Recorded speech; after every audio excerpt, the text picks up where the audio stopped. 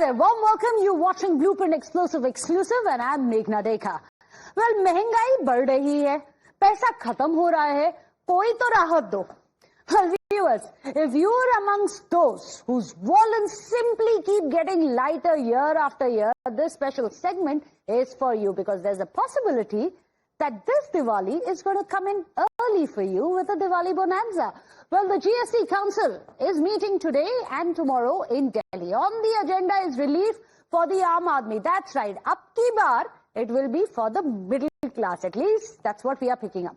The Diwali Dhamaka has been promised. The Prime Minister himself had said this, remember, from the Red Fort on Independence Day. But the GST Council may deliver the good news even before Navratri. So brace yourself in a good way, of course. Well, at present, there are products which are spread across 4 GST slabs, 4 GST tax slabs. Going forward, this process is going to be simplified and from 4 GST tax slabs, it's going to come down to a dual tax slab.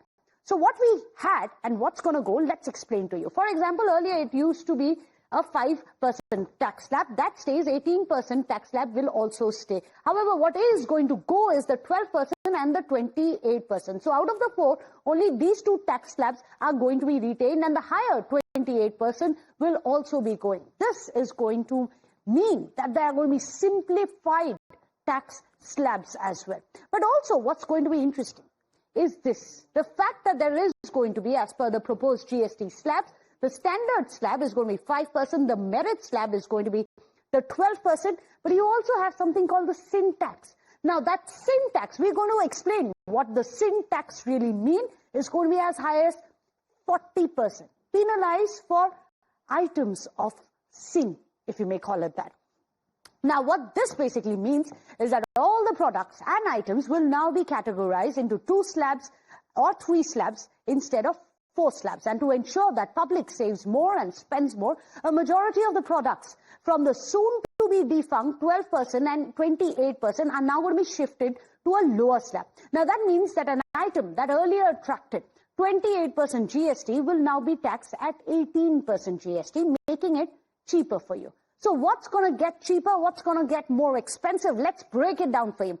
When you have small cars under 1200 cc, 28% presently that you are paying GST tax on, now that's likely to reduce to 18%. So the prices of small cars are going to be coming down and that dream car of yours is now a possibility. When it comes to motorcycles, the ones under 350 cc, not the luxury motorcycles, but these ones from 28% it goes down to 18%, it gets cheaper as well. Then you have the third one, which is hotel stays. When you go on a vacation, your vacations are likely to get cheaper because instead of the 12% that you are paying currently, you're likely to only pay 5% right now. That is the proposed one. So your hotel stays are going to get cheaper. So will your movie tickets. Because presently, when you buy a movie ticket, you have to give 12% GST on it. The proposed is that it comes down to 5%. So enjoy that movie in a cinema hall every weekend with your family. It's just going to get cheaper. Air conditioners, that's also very significant. From 28%, that was like a luxury tax you had to pay for it. It comes down by 10% to 18%, so it makes it cheaper. Of course, large screen TVs, they too are going to get cheaper because it is likely to move from 28% GST bracket to an 18% GST bracket. Refrigerators, they too are going to get cheaper. 28% goes down to 18%. Toothpaste, also presently 18%, the proposed is a 12%, so it's likely to come down. Shampoo, oil, soaps, everything which currently is at 12% is likely to come down to 5%. Other essentials such as butter, cheese, paneer, that too is going to get cheaper. From 12% it moves to a 5%. But the game changer is going to be the decision on products which are linked to medicine and hospitality industry. For example, the public has complained about paying 18% GST from insurance. Well, no more. Because now insurance, life insurance premium, which earlier you were paying 18% for, is likely to have 0. That's right. No GST is the proposal. That means you're not paying additional tax on your life insurance. You'll not even pay any additional GST on health insurance premiums either, which goes down 18% less that you are going to be saving now, 18% less than what you have been paying so far.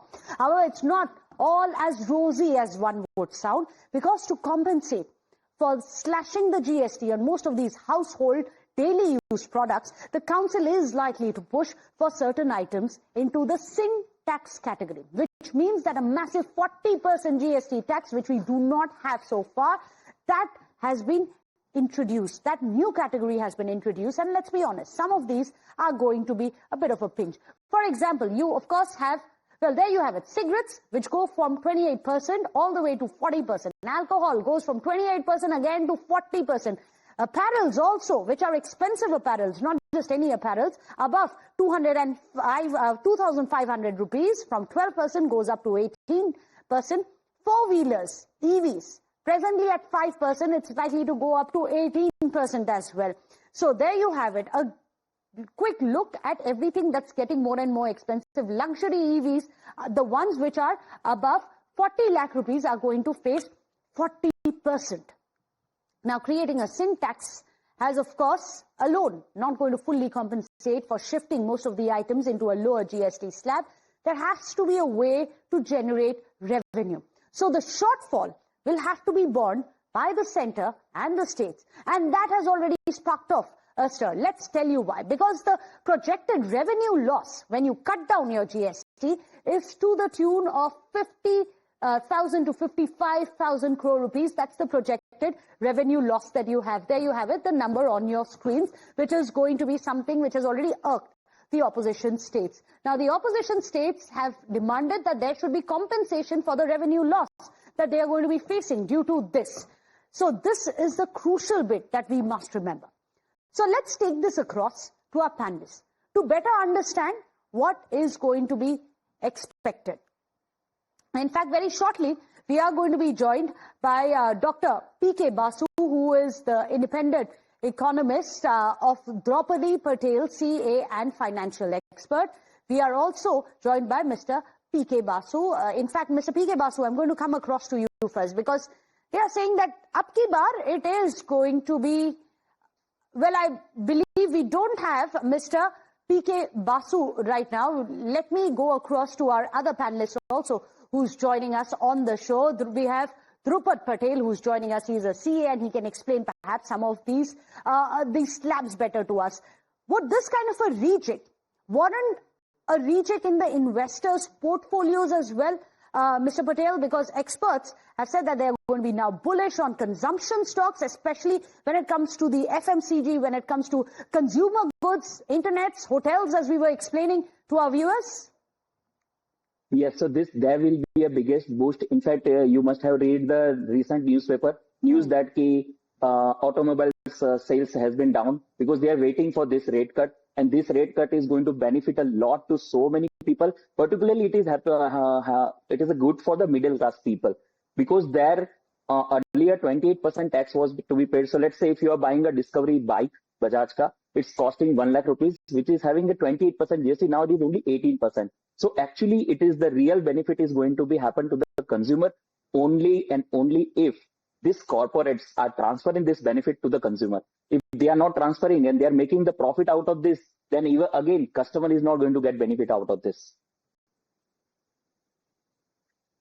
Interesting. However, one of the concerns, and many are saying that this is a legitimate concern, how will we ensure that the benefit of this is actually going to go down to the consumers and will be passed on from the companies?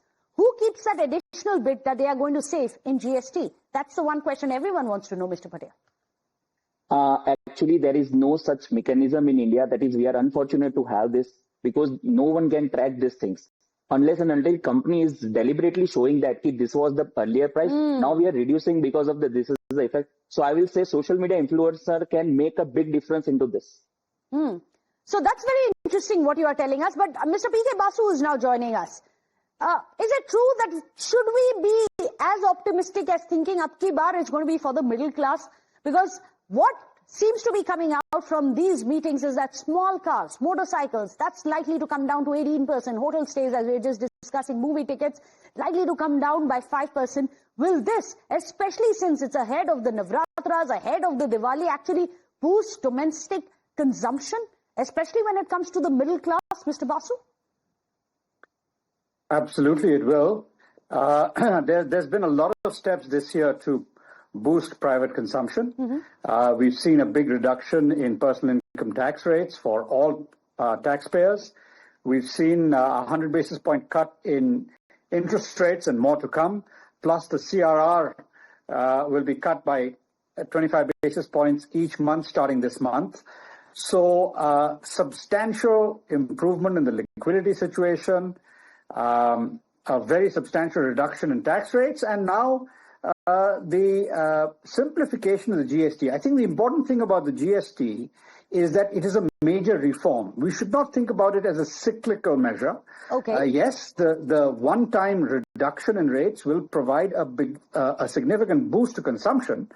But the more important thing is that we are moving from an unnecessarily complex system with 5 different rates and many exemptions to just 2 important rates, plus the unfortunate so-called sin rate. Now, I personally think that the sin rate is not required.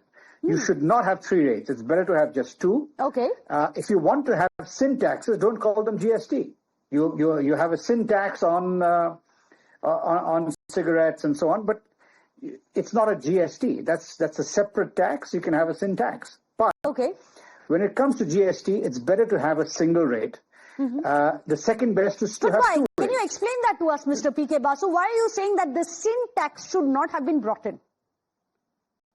Well, basically, the simple thing is a goods and services tax or a value-added tax is the main purpose of it is to eliminate the incentive or the ability to evade paying tax.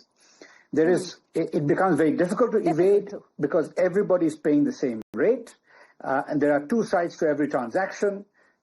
Both sides need to collude if they're going to evade paying the tax. So, in effect, it removes the likelihood of any sort of tax evasion, and it makes it simple for people to understand what the tax is. Everybody pays the same rate, and that is what the whole point of a GST is.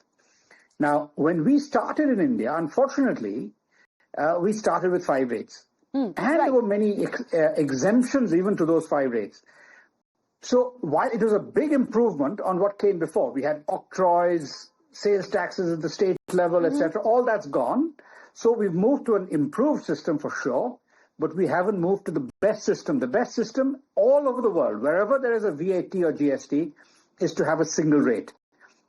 We are improving that by moving to 2 rates. Okay. Adding a 3rd rate is not a good idea at all. Okay. So, but I'll come back to you, Mr. P.K. Basu, on the point that I was raising earlier. What about the estimated revenue loss? Now, if there's going to be a loss of 50,000 crore rupees, people are asking, especially when it comes to the state finance ministers, have red flagged that time and again, who bears the brunt for it? Will there be compensation given to the state? Should there be compensation given to the state by the center? What happens there? Who bears this brunt? Well, the simple fact is that the brunt is borne by everybody, and the states have moved a bit slower in improving their finances. The central government's finances have steadily improved. The fiscal deficit at the center is continuing to decline. The states, particularly the states that are relatively poorly run on a fiscal standpoint, need to get their house in order. So, yes, there'll probably be slightly enhanced compensation to the states, but you cannot just depend on GST continuing to rise over time and providing you the basis for running your state governments. State governments need to tighten their ship, run a tighter fiscal ship, and improve their own positions.